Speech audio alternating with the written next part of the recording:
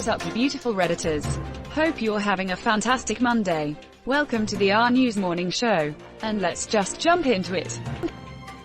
From r/politics. U.S. election, Biden event in Texas cancelled as armed Trump supporters threaten campaign bus. This is terrorism. Period. No ifs, no ands, no buts. It's freaking terrorism. I'm starting to think there's a relationship between Trump supporters and terrorism. I wonder if Trump will condemn these actions. Reporter. President Trump, an armed group of all supporters, is accused of ramming Democratic campaign vehicles in an apparent attempt to run them off the highway along I-35 in Texas. What do you say to these people? Would you condemn this kind of action? Trump. I haven't heard of this. I wouldn't know anything about that. Reporter. Sir, I just told you about it. Trump. Like I said, I don't know anything about that. Next question. That's how it would go down. I wonder if Trump will condemn these actions. He told a rally a day or two ago that Biden might get assassinated within 3 weeks of inauguration. So yeah, probably not. Remember when he wanted the DOJ to arrest Biden? That was like 2 weeks ago. These are terrorists. Call them terrorists. Can we import that Scottish dude who kicked a terrorist in the nuts so hard, he broke his foot?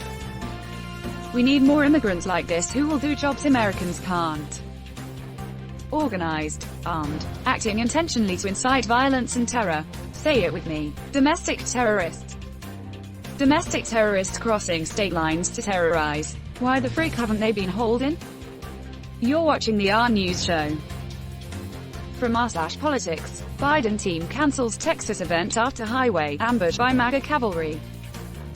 Amazing when BLM attempts or succeeds in blocking a highway. They are called thugs and everyone calls for the police to arrest them. So these guys should get the same. Take down license plates, go to their homes, find them or arrest them, and stop calling them just Trump supporters. Call them what they are. Terrorists. They are terrorist Trump supporters. I remember Republicans saying we should kill people who block highways. I remember a bill being attempted that would have made it legal to run over anyone blocking the highway. Much like with stand or ground laws, they'd find reasons why only the right people are actually allowed to use it as a defense. White man shoots a kid in the back. Standing his ground. Totally legal. Black woman fires a gun into her ceiling to scare off a man with a documented history of assaulting her, not standing her ground. Off to jail she goes. They write these "you're allowed to murder" laws because they can rely on the institutional racism of the United States to make sure that only racist white folk get to benefit from it. I'm not sure if you've seen this yet, but the terrorists arrested in Michigan this week literally call themselves the base, which is the English translation of Al-Qaeda. Yeah, Al-Qaeda is a super accurate name. MAGA Cavalry, they're freaking terrorists, you dirty shit lickers. Call them terrorists. You're watching the RNEWS show. From r/World News. Australia records 0 new locally acquired daily cases of coronavirus for first time since June. Proud of all my fellow Australians. We stuck it to the Murdoch media and with New Zealand made a global case for how a science and evidence-based drastic lockdown procedure can save lives. We didn't get it perfect. And there are lessons to be learned, but we did it. Victoria especially deserves a lot of praise for how they came together in arguably the most challenging crisis in modern Australian history. And props the Northern Territory, Queensland and the Australian Capital Territory, my home, for holding COVID-safe and secure democratic elections. Next step, destroy the Murdoch media establishment. If you're an Australian citizen, sign the Murdoch Royal Commission petition here. It ends Wednesday. Keep at it, Aussies. Love NZ. Hope to visit soon. See you soon, Cootsies. Can't wait. New Zealand heart Australia. Cries in America. The left and right didn't really come together. The state premiers of both parties looked after their states and the right-wing federal government just complained all day. Credit to state premiers for taking early action and showing some leadership at a time when their prime minister was encouraging everyone to get out to the footy. You're watching the RNEWS show. From r/News. Texas early voting exceeds total of all 2016 ballots. It still blows my mind that so many Americans don't vote. The combination of often being inconvenient and often feeling pointless turns people off. People have to get it out of their heads that a race not being competitive means their vote is pointless. Political parties do not just look at the win-loss count. They look at the margin of victory. They look at the demographics. They look at voter history. They look at as much as they can to determine the strategy for the next election. If you do not vote in this election, then you can be sure you are not involved in planning for the next one either.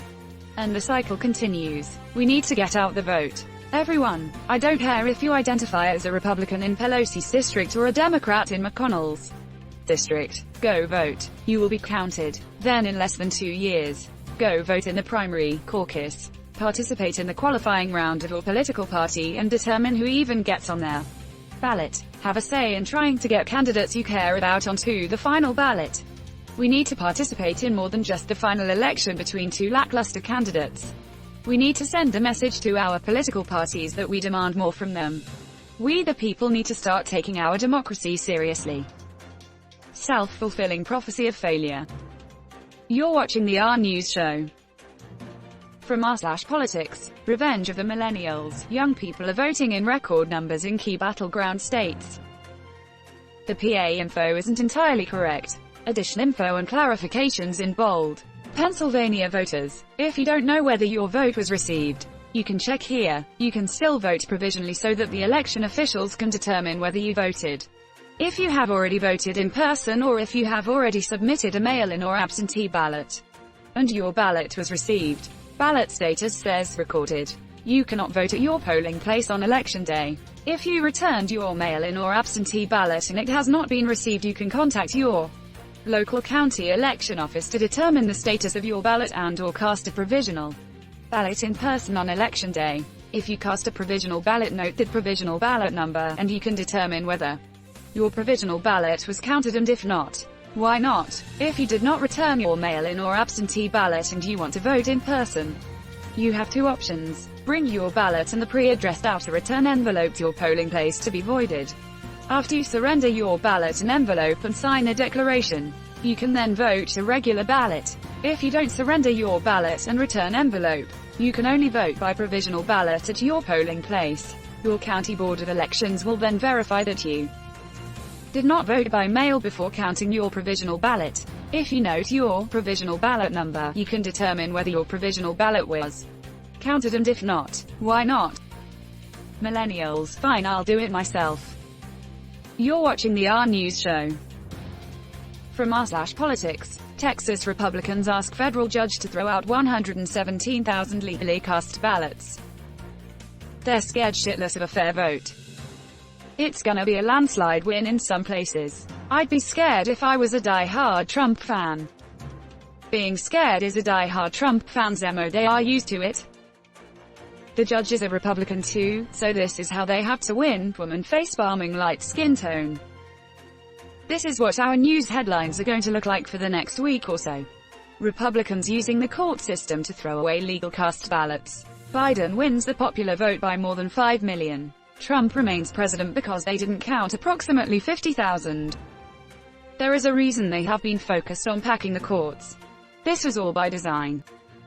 Republicans claim that Harris County's use of drive-through voting violates the U.S. Constitution. What? We've had drive-through drop boxes for decades in WA. I hope this gets thrown out, but who the frick knows anymore in this hellscape of a year. Edit. I should have read more before commenting. Apparently these aren't drop boxes because of course Texas won't let people vote by mail.